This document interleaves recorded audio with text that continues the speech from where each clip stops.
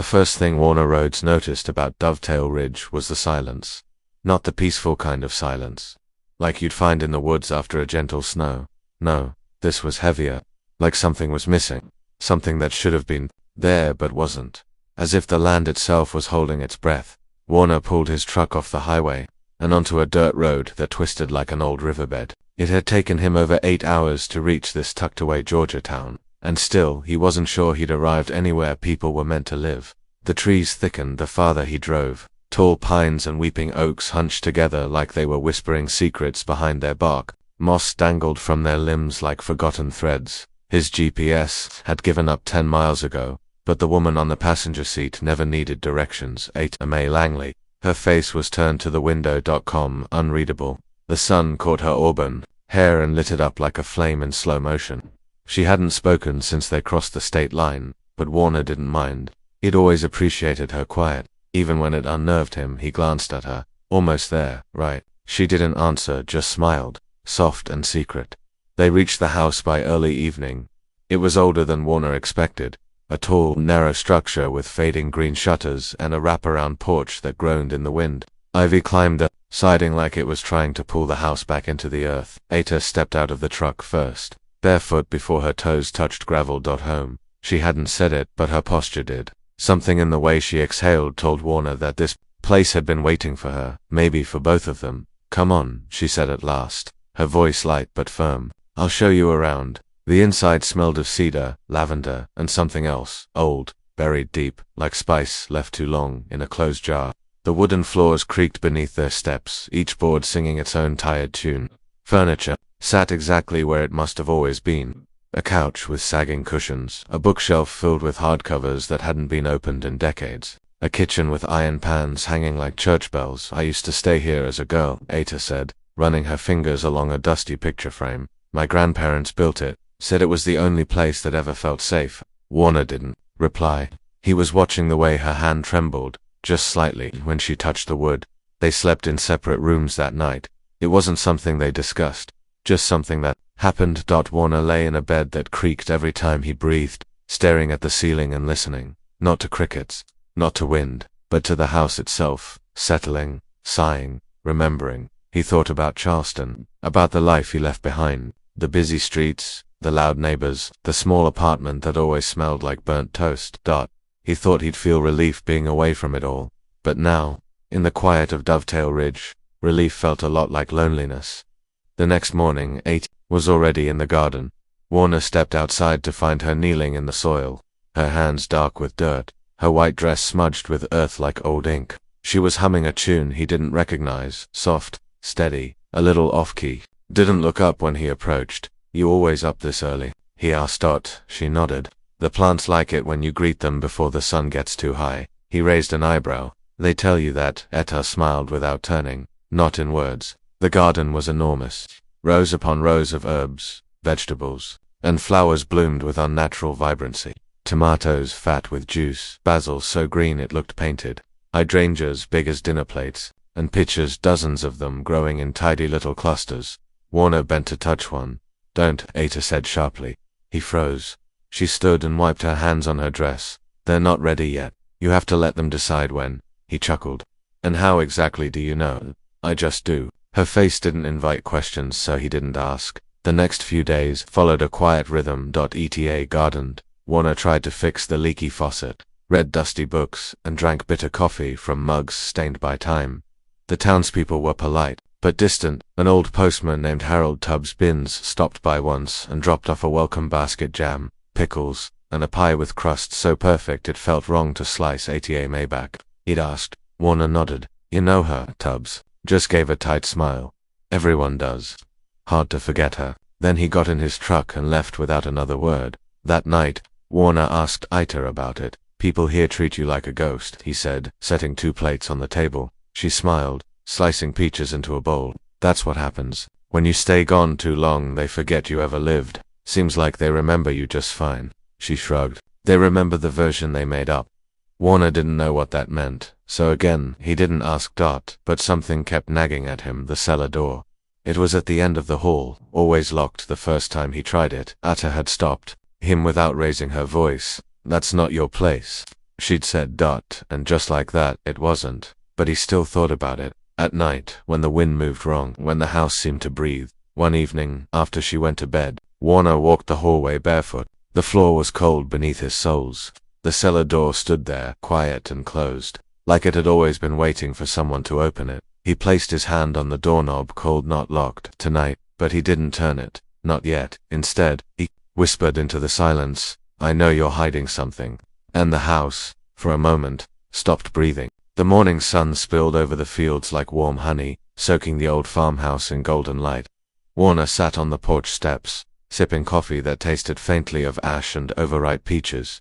He hadn't spoken much the night before. Sleep had come in bursts, dreams tangled in the roots of Atar's garden. He watched her now, as she moved through the rows of soil with practiced ease. A wide sun hat shaded her face. Her hands glided through the rosemary and thyme like she was greeting old friends. "She talks to the plants," Warner muttered into his cup, and sometimes he swore they answered. Later that day, Atar invited him to walk the property. "Backfields where the good stuff grows," she said, handing him a pair of gloves. "You don't mind digging, do you?" "I've gotten my hands dirty before," she smiled. "Not like this. You haven't." They made their way past the magnolia tree, huge and twisted, its bark like ancient leather, then around a broken stone wall that marked the edge of something older. The air smelled different back here, damp, sweeter, like decay dressed in perfume. Atar knelt at a patch of earth darker than the rest. "Here," she said. "Dig." He did. The soil was loose, soft, too soft for Georgia clay. He turned it over. Slowly, a second later, his trowel hit something hard. "Root?" he asked. Atar didn't answer. He brushed it off. Not a root. A small white shard, curved porcelain. "Bone?" He blinked. Looked again. Gone like it had never been there. "You okay?" Atar asked, still kneeling. He nodded, lying without words. She handed him a mason jar. "Fill this. We'll pickle the cucumbers today."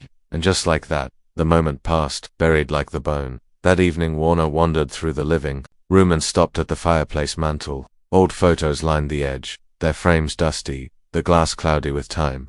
He picked one up, a black and white image of a girl standing in front of the garden. Her dress was simple, her smile too wide. She looked like Ata, but something was off. The girl in the photo was missing a shadow. He looked again. No, mistake. The figure cast no shadow on the dirt below. He put it down slowly. Over dinner, the house felt colder than usual.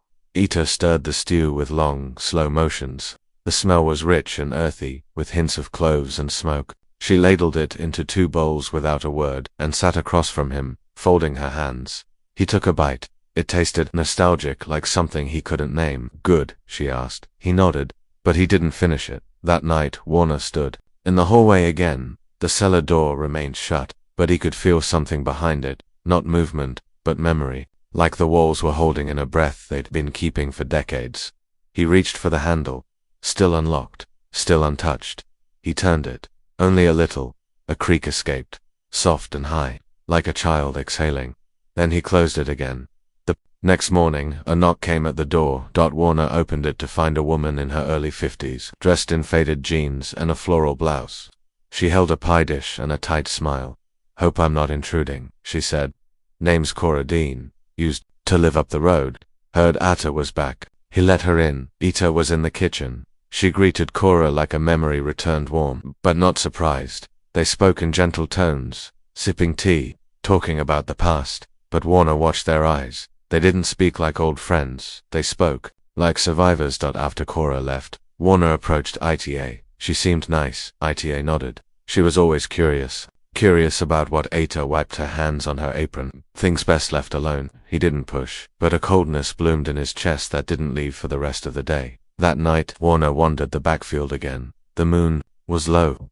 Clouds moved like slow ghosts across the stars. He crouched near the same spot they'd dug before. This time, he brought a flashlight and a spade. He dug quietly, carefully. The soil gave way fast, and then again, something hard. Time, he didn't stop. He scraped around it, wiped the dirt away. It was a small bone animal. Maybe. But then he found another, and another. A row. Perfect. Curved like the spine of something. Small. Not buried deep. Just enough to be forgotten. He pulled back. Heart thudding. There was a soft snap behind him. A twig breaking. He turned the light. Nothing. Just the garden breathing. He returned to the house without a word. Atar was asleep, or pretending. Warner slipped into the guest room and locked the door. He placed the bone on the dresser and stared at it for hours. It didn't belong in that field. It didn't belong anywhere. And yet, it had waited. The next morning, he confronted her. You ever bury animals in the garden? Ayeta looked up from slicing peaches, double quotes. No. Why? Found bones back there. She paused, then smiled. This is old land, Warner. People used to dump things before they thought about where they'd end up. He studied her face, not a flicker, not a flinch. I think it was human.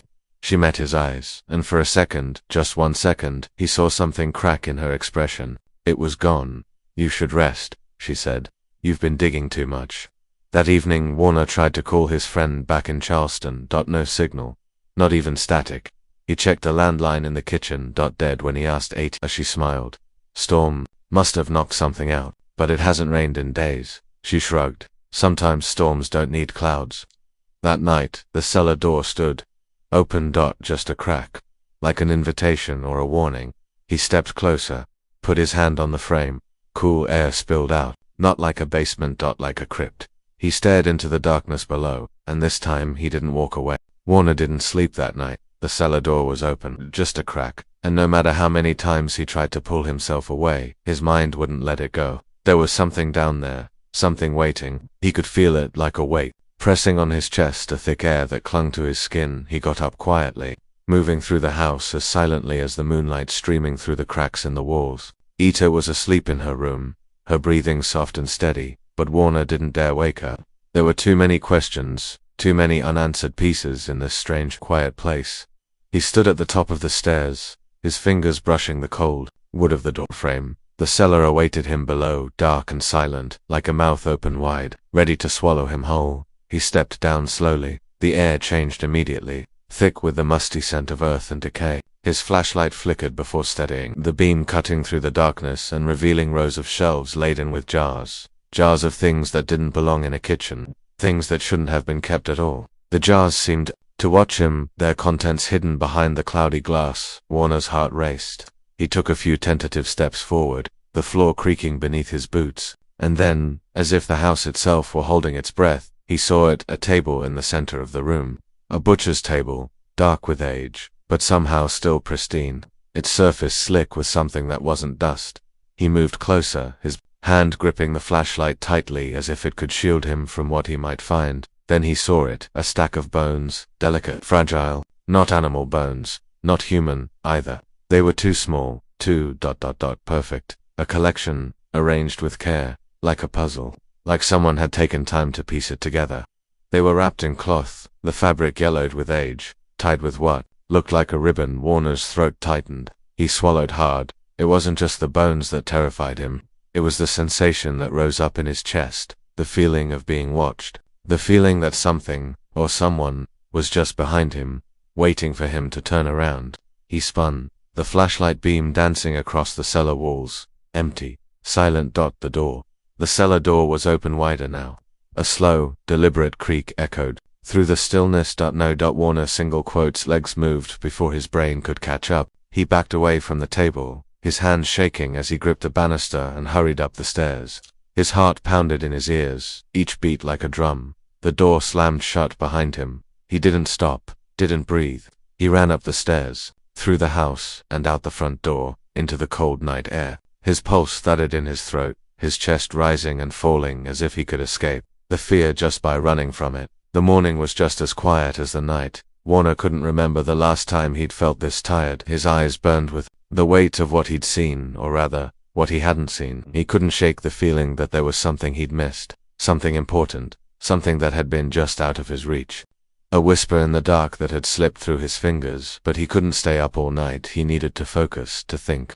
He had to go back to the cellar. He had to know what was down there before he could stop himself. He was back at the porch, staring at the garden in the early morning light. Ayeta was out there, humming as she tended to the vegetables, her hands dancing through the soil with a grace that seemed unnatural. She didn't look up, didn't acknowledge his presence, just kept working, moving with an eerie calmness that only deepened his unease. That evening, he tried to act normal. The sun hung low in the sky, casting long shadows across the front yard. Ayeta served dinner, her movements graceful, almost ritualistic, as she set the plates on the table. Everything about her felt orchestrated, perfect. He stared at his plate. The stew she had made sitting untouched in front of him. It smelled like earth, like roots, like something he couldn't quite place. "You've been quiet," Eta said, breaking the silence with a softness that sent a chill through him. "I'm just tired," Warner replied, trying to sound casual, though his voice felt tight, strained. She didn't press him, she never did. But he felt her watching him, studying him in the way she had been doing for days now. He couldn't shake the feeling that she was seeing something he couldn't, something hidden in his eyes. After dinner, she cleared the dishes and started humming again, that same soft tune that had followed him through the night. It was almost hypnotic, the way she sang, the way it made him feel like there was no escape, and yet there was something in her eyes, a flicker of something unfamiliar, something cold, something that made the hair on the back of his neck stand up. "Why don't you tell me about your childhood?" he asked, breaking the silence. Ita stopped mid-hum, her hands stilling on the dishes. "Why now?" she asked, her voice suddenly sharp, though her expression remained neutral. I don't know. It feels like we never talk about that." She set the dishes down with careful precision, wiping her hands on the towel. Then she looked at him, really looked at him, and for a moment, Warner could see something in her eyes, something ancient. "I don't talk about it," she said softly, "because it doesn't matter. Some things are better left unsaid." He didn't press further, he couldn't. That night, Warner couldn't shake the feeling of being trapped. Trapped in the house, trapped in this town, trapped in ATA's world. He lay in bed, staring at the ceiling, his mind racing with thoughts of the cellar, of the bones, of ATA's quiet demeanor. He couldn't stop thinking about the things he had found, or the things he hadn't found yet. The next morning, Warner woke before the sun. He sat at the edge of his bed, staring at the sliver of light beneath the door, listening. The house breathed quietly. Floorboards creaked in patterns he could almost predict now. The wind tapped against the windows like it had something to say but didn't know the words. And the cellar door, it hadn't opened again, not since that night, but it still haunted the hallway, even when closed. Ita was in the kitchen, standing perfectly still, not cooking, not moving, just standing, hands folded neatly, eyes on nothing. Warner cleared his throat. She blinked once, then smiled as if she'd been awake all along. He nodded, unsettled. They sat at the table. The silence between them had grown heavier, no longer peaceful, but watchful. Warner stirred his coffee even though there was nothing in it. "I was thinking," he said, trying to sound casual, "I might take a look through the attic today." Ita paused. "Mid-sip the attic," she echoed. He nodded. "Yeah, thought I might find something interesting. History of the house, maybe. Pictures, family stuff." She set her cup down with quiet precision. "There's nothing up there worth finding." He smiled lightly. "Then it can't hurt if I look." Her gaze didn't waver. "Attics remember things. That's their nature. And not everything deserves remembering." Warner met her stare for just a beat too long. "I'll be careful," he said, standing. The attic stairs groaned beneath his weight, a long, aching protest with each step. Dust clung to the railing. The air grew colder the higher he climbed, like the temperature was draining from the walls. At the top, he paused. A pull-string light dangled from the ceiling like a noose. He tugged it. A dim yellow bulb buzzed to life, revealing a cramped room filled with forgotten furniture and boxes sealed with brittle tape. Sheets draped over shapes that could have been chairs. Or people. It was hard to tell in the dimness. Warner stepped inside, coughing as dust stirred around him. He opened the first box. Old letters, torn photographs, a child's wooden toy. Another box, dried flowers, faded journals. Then a third. This one was different. Inside, a small handmade doll with button eyes and tangled red yarn for hair. Warner picked it up gently, a name stitched across its chest in red thread. Francini stared at it for a long time. The stitching was too neat, too recent. He flipped through one of the journals. The handwriting was curved and elegant, familiar. ETA's, but the contents made his stomach turn. "Francine cried again last night. Said the voices in the floorboards won't let her sleep. I told her they were just roots reaching for her. That seemed to calm her down. She asked about her father. I said he left, but she knows better. They always know better." Warner flipped further. "I preserved her memory. She didn't want to leave me. Not really. She just needed convincing." He slammed the book shut, hands trembling. The air shifted behind him. It turned on nothing. Just the attic door, now slightly ajar. He descended the stairs quickly. Ata stood at the bottom. She wasn't smiling. "Find what you were looking for?" she asked quietly. "No," he lied. "Just dust and junk." She stepped aside to let him pass, but her eyes lingered on his hands. They both knew he was hiding something. Later that day, he went to town. He needed space and answers. He stopped at the library, a single-room building that smelled of old paper and lemon polish. The librarian, a woman in her 60s with glasses chained around her neck, looked up as he entered. "You're the one staying at the Langley place," she said without prompting. He nodded. "I'm with Ita." The woman's mouth tightened. "I see." He approached the desk. "Do you have anything on the Langley family? Records, newspapers, history?" She hesitated. "That name's got dust on it. Not many folks go digging into it anymore. I'm not from here, I can tell." She turned, walked into the back, and returned with a thin folder. "I shouldn't give this out," she said, "but I've got a feeling you're already too far in to stop." The folder contained newspaper clippings, yellowed and brittle, some torn at the edges. "Local girl still missing. Francine Langley disappears at age 7. Langley tragedy deepens. Parents perish in unexplained fire. ATA May Langley declared ward of the county after family's death." Headline chipped away at Warner's breath. He turned the final page, a grainy photo. Young Ata beside her, a man barely visible. The caption read, "Ata May Langley and family friend Warner, Rhodes, Charleston." Warner froze. It wasn't him. He'd never met her before this year, and yet, that was his name. He stumbled out of the library, vision swimming. Had he been here before? No, he would remember, wouldn't he? The trees whispered overhead. The air smelled like peaches and rain. Back at the house, Ita was in the kitchen, humming like nothing had changed, like everything was perfectly preserved. She smiled as he entered. "Feel better?" He nodded slowly. "I guess I just needed fresh air." "Good," she said, placing a jar on the table.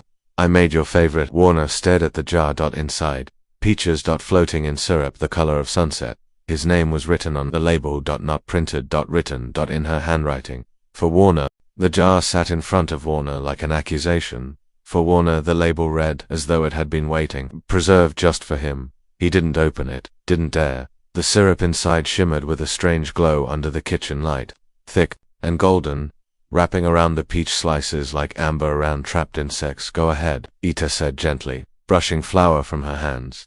"You love them, remember?" He stared at her. That word again, remember? He cleared his throat. "Where did you get this?" She tilted her head. "Innocent. The tree out back. It's been generous this year." "I meant the jar, the label, my name," she smiled. "Some things just belong where they are." She turned back to the counter, humming that same song, the one that never left his ears now. Warner didn't eat the peaches. He spent the afternoon in the garden, pretending to help, but mostly watching. Ita moved through the rows of herbs like she was tending to a cathedral, every motion deliberate, reverent. "Plants don't lie," she said once, plucking a sprig of mint. "They only reflect." "Reflect what?" "Whatever you feed them." He let that hang in the air like pollen. Later that evening, he searched the cellar again. This time, he brought gloves and a small camera. He moved faster, more focused. The jars on the shelves now seemed more organized, labeled by hand, each one dated. Some were decades old, some had no date at all, and all of them contained something unsettling. Not just pickled vegetables, but objects. A lock of red hair, a baby shoe, a set of keys he didn't recognize. One jar held what looked like teeth. He snapped photos quickly, heart racing. The deeper he looked, the more he realized this wasn't preservation. This was memory taxidermy.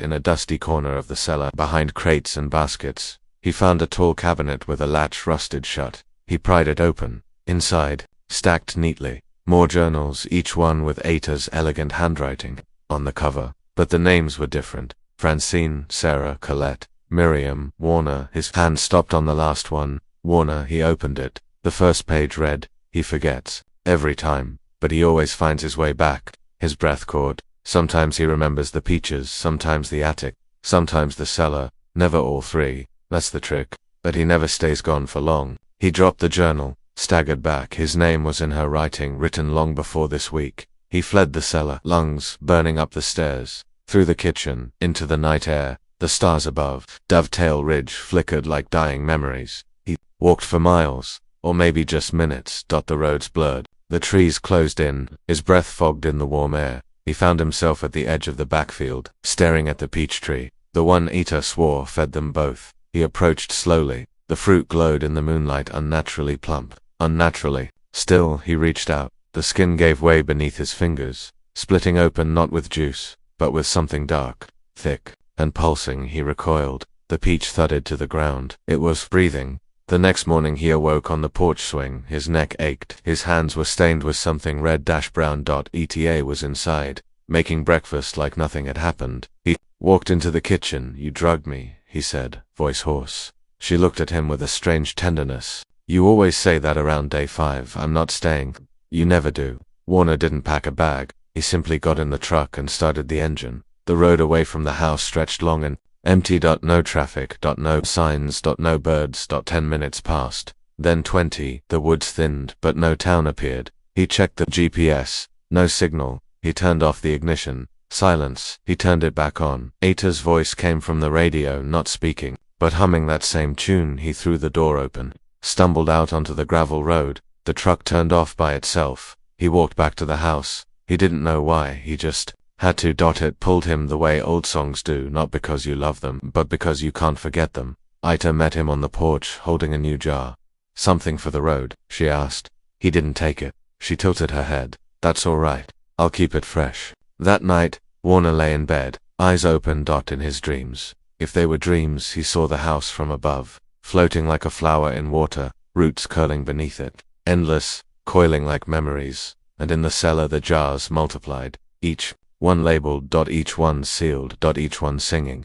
He awoke to something wet on his pillow. He turned the lamp on a peach. Hafton sat beside him. Its juice dripped crimson. Warner didn't speak of the peach. He didn't mention waking to its bruised skin pressed against his pillow, or the syrupy stain soaking through the sheet. He simply stared at it, trembling fingers hovering just inches away. It was gone by morning, replaced with a folded note on the nightstand. "Don't forget who you are. Not again." No name. No signature. Just that cryptic warning, scrawled in the same handwriting he'd seen in ATA's journals. The kitchen smelled like honey and smoke when he entered. Ata stood barefoot at the stove, humming again, not the same melody this time, but close, a darker harmony, slower, stretched like tar over a drumbeat. He didn't greet her, he just sat. She turned, her expression placid. "You slept well." "I didn't." "You dreamed well." "Then," he stared. "How would you know?" "I always do." Her voice wasn't smug, just factual, like she wasn't boasting, like she was remembering.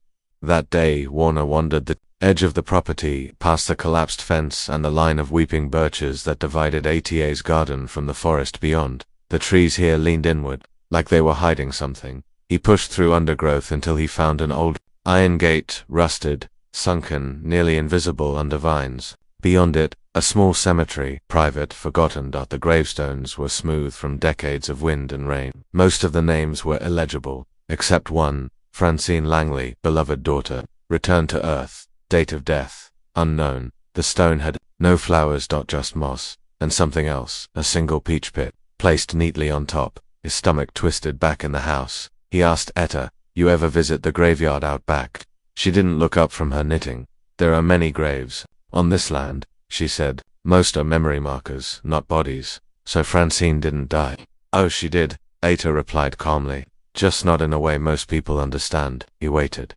But she said no more. That night, Warner did something he hadn't done in years. He prayed. Not to any god in particular, just to something, anything, whatever might be listening. The walls of the house felt tighter, like the wallpaper was crawling inward, like the air was thinking. In his sleep, he dreamt again. He stood in the garden. The plants were tall, taller than him, towering above like a jungle. The sky was blood orange. The wind sounded like whispers. Ata was kneeling in the soil, her hands red to the wrist, planting bones instead of seeds. She looked up and smiled. "It grows better this way." He woke with dirt under his fingernails, the scent of turned soil in his hair, his boots muddy by the door, though he hadn't worn them. Warner needed help. He returned to town. This time, he drove straight to Cora Dean's house, the woman who'd brought the pie. She opened the door with caution. Her eyes widened when she saw him. "You stayed," she whispered. "I need to talk." She stepped aside. Her home was small but lived in. Photos lined the mantel, children, a man in uniform, a dog, mid-lep in a faded Polaroid. Warner sat on the worn couch and leaned forward. "You knew her family," he said. "You knew Ita." Cora nodded slowly. "I knew what she was born from." He blinked. "What does that mean?" "She didn't start this, but she didn't stop it, either." Cora poured tea but didn't hand it to him. "The Langley line stretches back before this town had a name. Women who kept the land alive in ways people don't talk about now. Ways they feared. She's doing something to me, Warner said. I think I've been here before. You have. The words knocked the breath out of him. Cora's eyes shone with something like grief. I've seen you come and go more times than I can count, she whispered. Always looking for the same answers. Always forgetting them. But how? Why? She reached into a drawer and pulled out a worn envelope. Inside was a photograph. Warner standing next to ETA. Same porch, same house, but dated 1992. I wasn't here in 92, he said. You were. She handed him the photo. You just don't remember. He left Cora's in silence, didn't ask more questions, didn't say goodbye. There was nothing left to say. The road back to the house was shorter this time. Too short. As if the land had curved in on itself. Like the story wanted him back before it lost its grip. Eta waited for him at the garden gate. She held a pair of shears in one hand and the other, a single blooming rose, black as night. You look tired, she said. I spoke to Cora then. You've come full circle. I want answers. Eta stepped closer. You've already had them. I want truth. She reached into her apron, pulled out a small mirror, and held it to his face. What do you see? He stared. And for the first time, the man in the glass didn't look like him, not quite. Slightly younger. Eyes too wide, smile too small, wearing a shirt he didn't own. He stumbled back. Eta's voice was gentle. The house remembers, even when you don't. Warner didn't speak for hours after Eta showed him the mirror. He sat on the edge of the porch as the wind pushed through the trees, carrying with it smells he couldn't name. Part honeysuckle, part rot, part memory. Eta didn't join him. She simply returned to the house, the screen door creaking shut behind her like an old book closing mid-sentence. He ran a hand over his face. It felt like his skin, but something beneath didn't. A tightness under his bones. Like someone else had worn this body before him. That had he truly been here before? And if so, how many times? Later that evening, he opened one of the jars from the cellar, not out of curiosity. Out of desperation. The label had read 4 reminders. Inside was a bundle of dried lavender, a child's drawing of a woman in a red dress, and a torn page from a journal. His journal. He recognized the handwriting instantly. The note read, if you're reading this, she's already working on you. You'll feel like you're waking up, but you're not. You're remembering the last dream before sleep begins again. Don't eat anything from the house.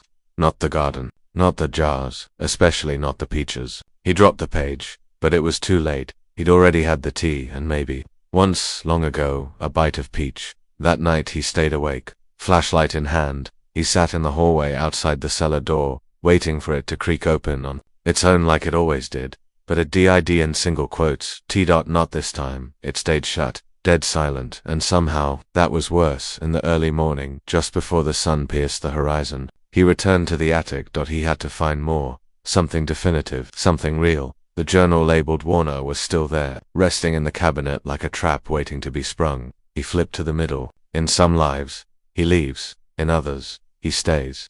But in all of them, he forgets. The forgetting is what lets the house stay alive. It feeds on story, not flesh. His breath grew shallow. He turned another page. This time, he asked, about the peaches earlier, progress or collapse. He turned one more page, and saw his own handwriting again. A message, written to himself. You're inside a cycle, a memory loop. Each version of you thinks he's the first. But, you're not. If you want to end it, you have to burn it. All of it. He snapped the book shut. His fingers trembled. He stormed down the stairs, heart pounding. The house didn't creak under his feet. It groaned as if it knew. He grabbed matches from the kitchen drawer. A full box. Eta was in the garden, speaking softly to the rosemary. She didn't look up when he stepped outside. I know what this is, he said. Her fingers paused in the soil. Do you? You're feeding off me, off the mess that came before. I'm not feeding, she said quietly. I'm remembering. That's worse. Eta stood, brushing dirt from her hands. You think burning it will free you? It'll stop you. She looked genuinely sad. No, it'll only trap you deeper. He lit a match, held it over the garden's edge. The flame danced wildly in the morning breeze. Do it then, Eta said. Burn what remembers you. Warner hesitated. Because, suddenly, for a flicker of a moment, the house didn't feel malevolent. It felt sad. He lowered the match. What happens if I leave? Eta's voice was soft. You won't. I could. I've done it before. But you didn't stay gone. He stepped closer. What am I to you? You're the story. The sky. turned grey as clouds rolled in fast, unnaturally fast. Thunder cracked in the distance, even though the air held no moisture. The trees around the house bent inward, like closing curtains. Eta stepped forward. "If you go," she said, "you'll forget again. You always do. What if I write it down? You have, every time, and it never works." Eta smiled. Sadly, not once. Warner ran through the field, through the trees, toward the gate, toward Cora's, toward anywhere. His lungs burned, his legs ached, and just when he thought he'd reached the road, he stepped out of the trees, onto the porch of the house. Again. Eta was waiting by the door. "You see," she whispered. He dropped to his knees. That night, he tried something different. He took the Warner journal. He added his own message, carved into the inside back cover with a knife. "You're not crazy. She's real. This happened. This is happening. Don't trust the house. Burn the garden." He slid the journal into a plastic bag, wrapped it in duct tape, buried it behind the well. 6 feet deep, he marked the spot with a single stone. Maybe the next version of him would find it. Maybe it would matter. Maybe in the cellar he found the oldest jar. The one labeled with no name, no date, just a symbol, a spiral. He opened it. Inside, a single strand of red hair floating in water that didn't move, not even when he breathed on it. He didn't sleep. He sat at the kitchen table until morning. Eta brought him coffee. Black. No peaches. The morning was too still. No breeze, no birdsong, no creak of floorboards upstairs. Just Warner, seated at the kitchen table, staring into his untouched coffee. It had gone cold long ago. Eta moved around him like a ghost, humming softly.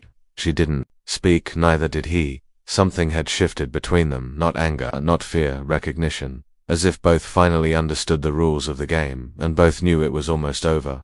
Warner left the house, just after noon. Not running, deliberate, focused. He retraced his steps from the night before, back toward the well, the peach tree, the spiral of his footprints in the mud. The marker stone was still there. He dropped to his knees and dug, hands clawing at the earth like he was trying to tear open the world itself. After nearly an hour, he uncovered the journal. His message was still there, his handwriting, etched deep, but beside it, something new. Another message, in the same handwriting, his, "You've done this, I've done this, it changes nothing." He stared at the line until his vision blurred, then tore the page out and stuffed it in his jacket. Wasn't giving up. Warner went to town. Not to see Cora. To see the mirror in the barber shop window. It had been there since his first day in Dovetail Ridge. He hadn't dared look closely. Now he had to. The shop was closed, but the mirror faced the street. He stood in front of it, looked directly into his own eyes, and didn't recognize them. They were wrong.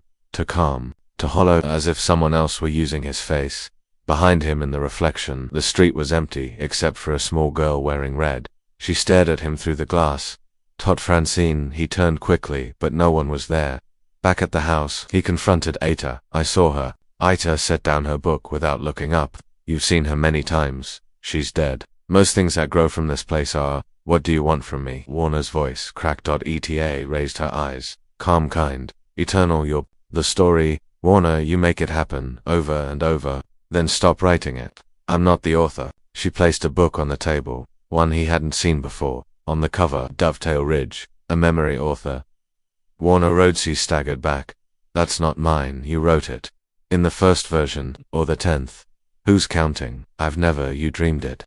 Then you remembered it. Then you lived it." She turned a page. It was written like a novel. Dialogue setting. His thoughts, his fear, word for word. What had happened yesterday. He flipped ahead, and saw what he would say next. "I'm not real," he whispered. "No," Eta said softly. "You're a loop." Warner ran to the mirror in the hallway, smashed it. Shards fell to the floor. Each piece reflected a different version of his face, smiling, crying, bleeding, sleeping, none of them blinking. He went to the attic, tore through boxes, looked for evidence. Found only repetition. Same photos, same names, same stories. A journal titled Chapter 9, The Refusal. He didn't open it, not yet. He lit the attic curtains on fire, let them burn. Smoke filled the house. Eta didn't panic. She sat in her chair, knitting unvocative. Fire died on its own. The smoke vanished too, quickly, like it had been edited out of the scene. Warner screamed into the walls. "This isn't real." And the house answered. In 100 voices. "But it feels real, doesn't it?" That night he didn't sleep. He sat in the cellar. Instead, among the jars he spoke to them, told them what he remembered. Told them he was sorry. He didn't know Why? Just that it felt right. Morning came like a punishment. Light forced its way through the curtains. Eta placed a single page on the table beside his cold coffee. If you truly want to escape, write an ending. But understand stories don't like to die. Warner sat at the typewriter in the study, typed a single sentence. Warner left Dovetail Ridge and never looked back. The typewriter jammed. Keys locked in place. He tried again. Warner burned the house and walked into the sun. The ribbon tore. Black ink spilled onto the page like blood. He tried a final time. Warner never existed. The typewriter hissed and began to type on its own. Then who's holding the keys? Warner had tried wiping them, prying them up, even smashing the machine to pieces with a hammer from the cellar.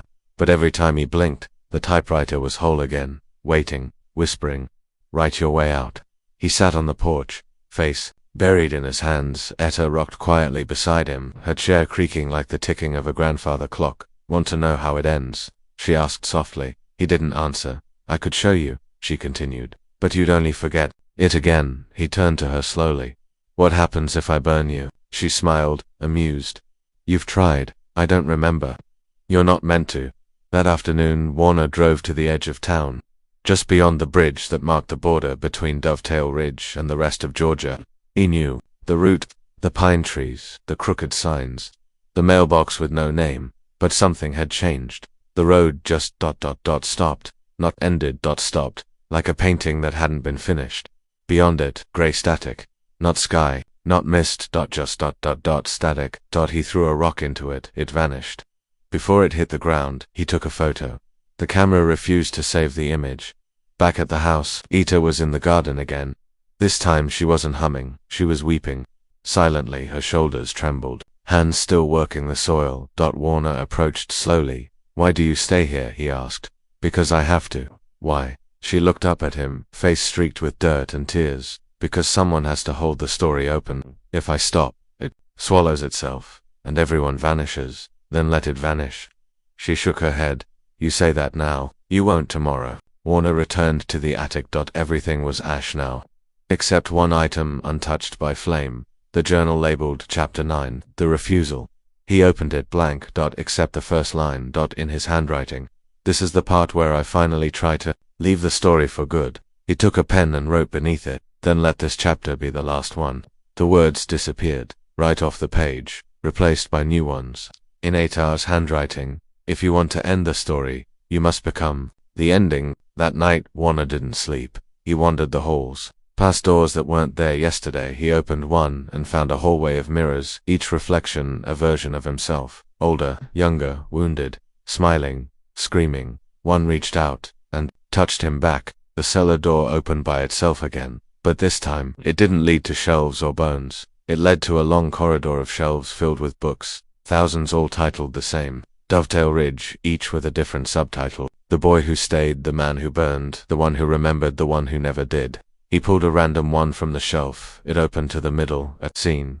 He read it aloud. It was his life, word for word, right up to that moment. Then, the page went blank. He dropped the book and ran through the shelves, past the spiral symbols carved in the floor, until he found a door, wooden, blackened. Breathing, he opened it and stepped into the same hallway he'd left. Ata stood at the end, her eyes like candle flames. "You found the library," she said. "Not many do." He stepped forward. "What is this place?" "This," she said, gesturing to the house, the land, the sky. "It's where memory and regret go to rot. I'm leaving." "You always say that." "Maybe this time I'll mean it." She nodded. "Then you'll have to write your own ending." Warner returned to the typewriter, hands shaking. This time, no tricks. He rolled in a fresh sheet, typed. He burned the garden, nothing jammed. He continued. He smashed the jars and buried the pieces. He dug up the roots of the house and lit them on fire. The house groaned. Walls rippled. Dust fell like rain. He took the ashes and scattered them beyond the bridge, and when he looked back, the house was gone. He pulled the page from the typewriter. Held it to the flame of a match, watched it curl to black.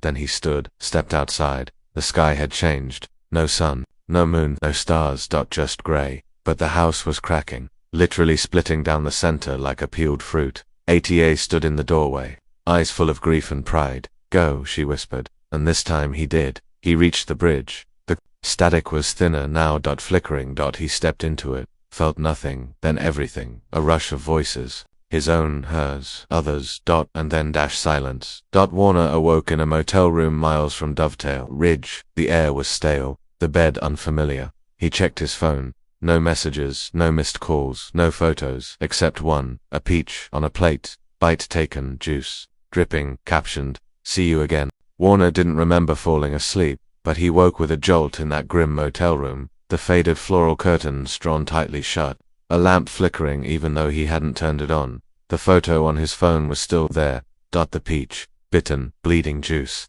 "See you again." His hand shook as he deleted it, but the image returned 5 seconds. Later he deleted it again. It came back. He turned off the phone and dropped it into the motel trash, but in the mirror above the dresser, the peach was still there. On the nightstand, beside him, whole now. Waiting. Warner left. No checkout. No breakfast. Just the open road and the empty sky stretching in every direction. He drove for hours, maybe days, that he didn't stop for gas. Somehow, the needle stayed above half. Didn't listen to music. Didn't call anyone. There was no one left to call. He didn't dare look into mirrors or store windows. Every time he did, he caught a glimpse of something just behind him. Red yarn. Button. Eyes. A little girl with soil on her cheeks and a doll clutched tightly in her arms. He arrived in a new town by sunset, smaller than Dovetail Ridge, if that was even possible. One diner, one hardware store, a single traffic light blinking yellow. He sat at the counter, ordered coffee. The waitress poured it, smiling absently. "Passing through?" she asked. He nodded, trying to. She slid the mug closer. "Try harder." He blinked. "What did you say?" She frowned. "I said try the pie." She pointed to the dessert menu. Peach. He left cash and walked out.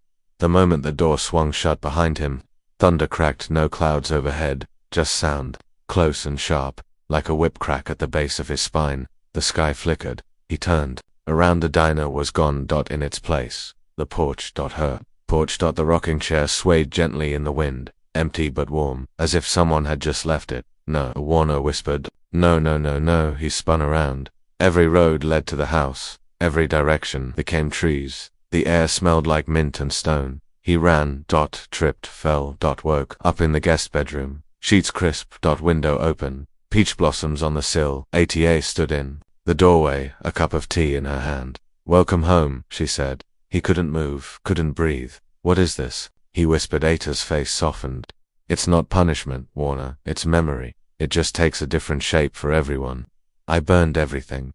"Did you?" He stared at her. "You lied." "I remembered." She sat beside him. "You were gone for years this time," she whispered. "Longest ever." He looked at the cup in her hand. The tea was steaming. And in the steam, he saw himself typing. Digging. Running. Bleeding. Screaming. Smiling. A cycle. Without an end. He stood and went to the cellar. Jars were there.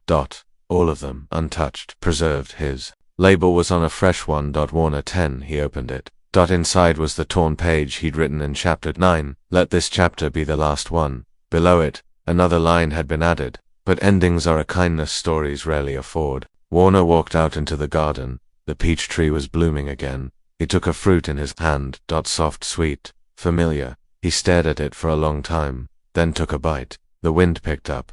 The house sighed, and from the attic to the cellar, 1,000 versions of Warner stirred awake. In town, the lights flickered.